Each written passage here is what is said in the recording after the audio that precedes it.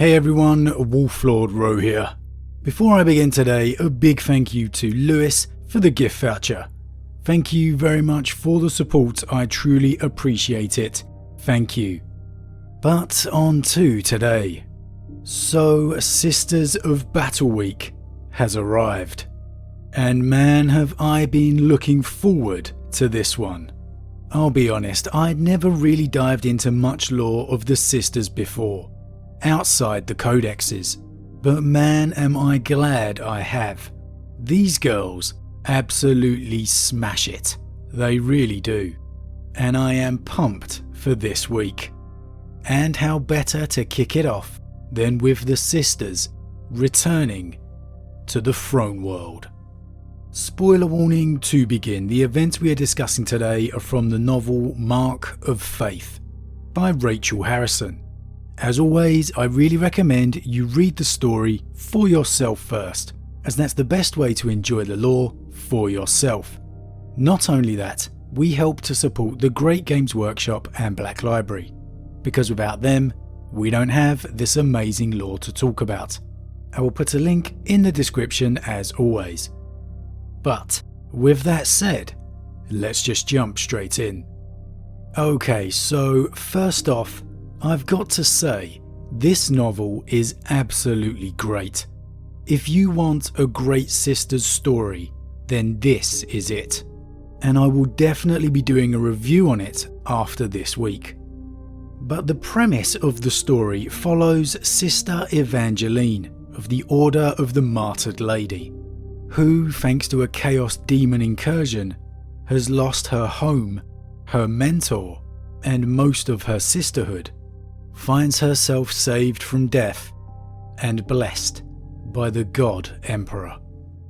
While all else had been burned around her, she survived, covered in purifying fire, and she bears the mark of the Aquila scarred to her face. She is given a divine vision, a quest to recover the shield of St. Catherine, but to do so, she must cross the Great Rift, the Cicatrix Maledictum. Inspired by the return of the Emperor's son, Canoness Commander Olivia will lead the Sisterhood into the Rift. For how can they fail, when they have a sister clearly blessed by the God Emperor himself? But before they do so, they must first travel to the Throne World itself.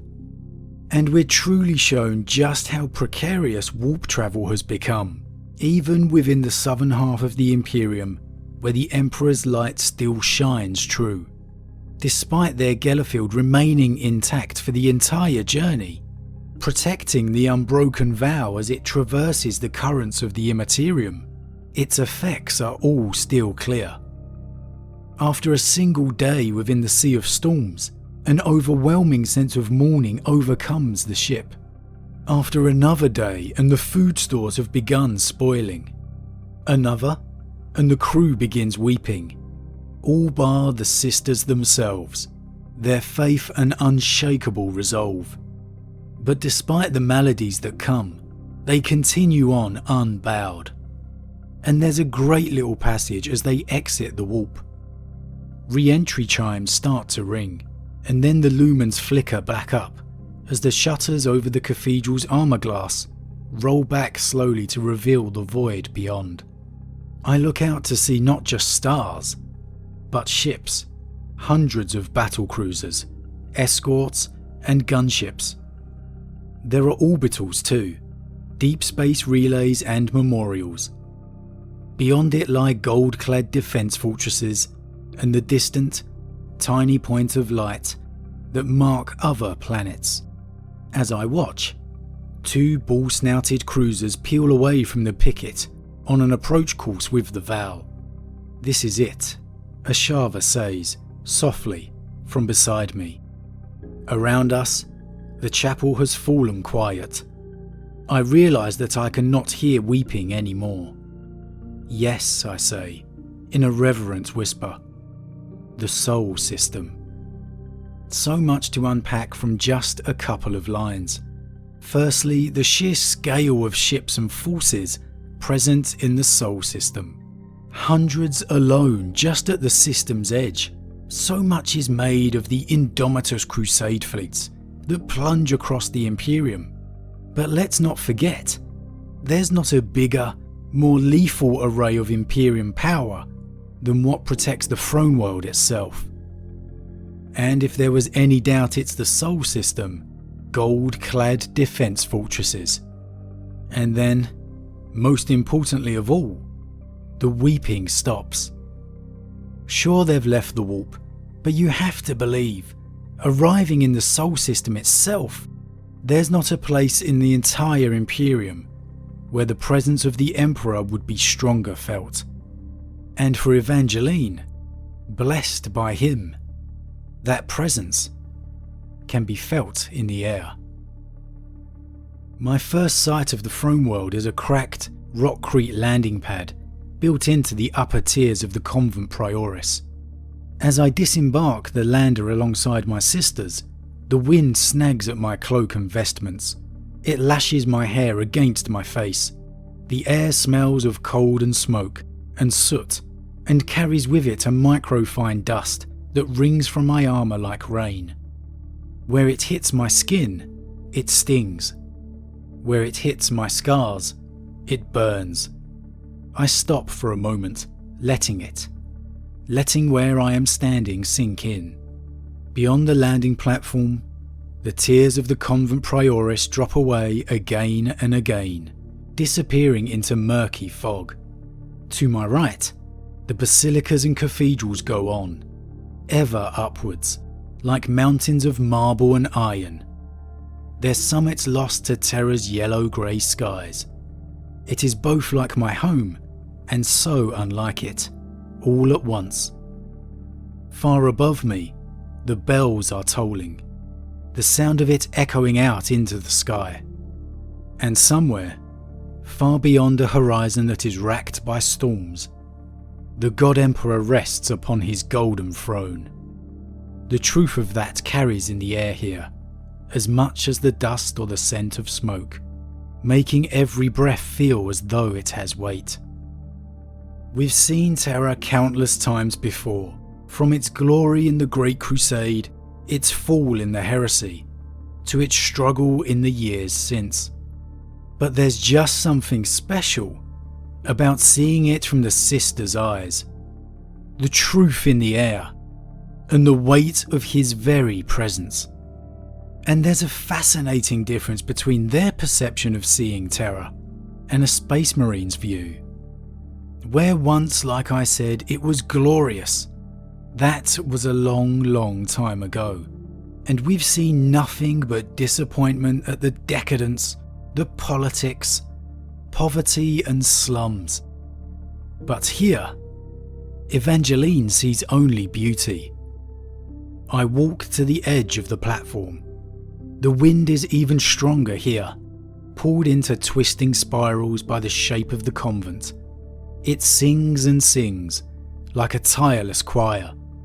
I look out to the horizon, all mist and murk and thunderclouds, and I feel as though I know where he rests. I focus on that far distant point, somewhere beyond sight. Is this what I am meant to do? I ask him, letting the wind carry my words. Am I on the right path? I wait a moment, though in reality, I do not expect an answer. Not a literal one anyway. But just as I am about to turn away from the edge, a burst of marble white birds take flight from below the lip of the platform. They flurry upwards into the angry sky, scattering feathers. One drifts and twists, caught in the updraft, until it comes to rest at my feet. I stoop and pick it up. It is beautiful, isn't it? I turn to see Ashava standing at the edge beside me, staring out at the distant horizon. I look at the ancient, crumbling face of Terra stretching out below us, at the smog and fog, the curves of the void shields casting lambent light over the statues and spires and triumphal avenues, over the fortifications and furnaces, the manufactories and mortuaries. Some of the structures are blasted and broken. Some are still burning, as they have been ever since the Great Rift opened. Because even the throne world is not immune to suffering. Like me and my sisters, it is deeply wounded. Even so, there is only one answer to Ashava's question. It is beautiful, I reply. More so than I ever thought it could be. I am glad I had the chance to see it, if only once. Ashava glances at me. Perhaps you will again, she says, if the God Emperor wills it. There is a moment of silence between us in which the bells toll on. If he wills it, I say, after a moment. Evangeline. I turn away from the edge at the sound of my name to see Canoness Commander Olivia standing there, her crimson cloak snapping in the high winds. The rest of the commandery, almost 400 battle sisters, are standing in ordered rows at the landing platform's edge, waiting, watching me expectantly. It is time to go, Olivia says. I run my thumb over the edge of the marble white feather and then let it go, allowing the wind to take it wherever it may. It rushes back over my shoulder, heading for the edge and the storm-racked horizon. Ah man, such a beautiful passage to me. The mist and the thunderclouds of the spires, Evangeline seeking his guidance in an almost heavenly vista, knowing that this is the throne world. Somewhere out there, beyond those clouds, the God Emperor himself waits. And then, the below, the fortifications and the factories, the crumbling buildings, broken and burning. But, unlike a space marine who would be appalled at the state of it, immediately risk assessing the possible threats, for the sisters of the God Emperor, there is only beauty. For why shouldn't Terra be scarred? Like the God Emperor who suffers in their name, so too do his children. They bear their scars proudly, for his is the ultimate sacrifice. And though they are not engineered to know no fear, they have the gift of faith. And in a universe surrounded by darkness, besieged by demons, they will plunge straight into the Great Rift, literal hell made manifest, and they will do so with no fear, because faith is the brightest light of all. Oh man, what a glimpse into the makeup of the sisters. Short and sweet, the differences of mind, but the differences they bring. For all Belisarius calls genius in creating the Primaris, they will never be human like the sisters.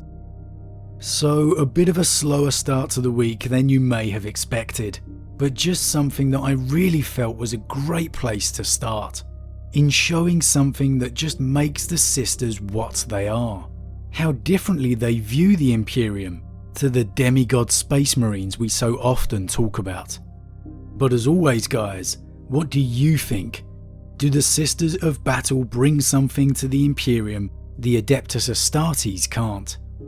Is the light of faith more important than ever, with the current state of the Imperium? As always, leave your thoughts in the comments below. I love to read them. A huge thank you to all my subscribers. Your support really means a lot to me, it truly does. And if you're new, please consider subscribing to help the channel grow. And if you enjoyed this particular vid, then why not drop a like on it too. But with that said, I am off, and I'll see you all again tomorrow, as the sisters take the fight to the enemy.